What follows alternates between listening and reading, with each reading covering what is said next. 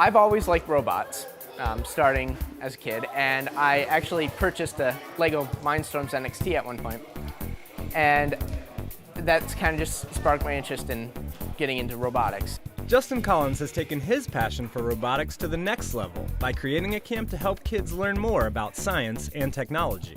It started with the Clarkson University was doing a demonstration here about robotics and the FLL, and these guys were looking for a coach to start up their own FLL team. FLL sounds like it could be a fight club for robots, but it actually stands for First Lego League. It is an international program in which kids use Lego robots to navigate obstacle courses designed to mimic real-world issues. This year's topic is sustainable energy. There are 7 challenges. 6 of them are activated by various things the robot does, like one is a wind turbine, which they activate by pressing a button. It spins the wind turbine and releases a little translucent block. That's called an energy block. And they have to collect those and activate the 7th challenge, which is Green City. The connection between classic cars and robotics isn't immediately obvious, but Lisa LaFountain believes that the Champlain Valley Transportation Museum is the ideal venue for events like this. Because it relates to science and technology, which is used in transportation, automobiles, airplanes, and we have the staff here to help children build the robots. We attended a robotics event last spring when there were demonstrations of robots, and my son got very excited about robots. The camp is 2 hours a day for 5 days, and they're using 2 robots. Both teams have designed 2 completely different robots, and that's a very interesting aspect to see. One is definitely built for speed, and it's a lot larger. And that one, it turns really quickly and such, but the other one is a lot smaller, more compact, and it uses treads rather than wheels.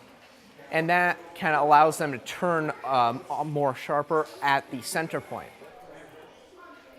The Robotics Camp provides the opportunity for participants to learn the scientific method. Through trial and error, they build the robots and design the programs that allow the robots to complete the tasks necessary for the final challenge. Well, they're going step by step. Like, they're programming one step of the program first, which maybe would be to drive forward.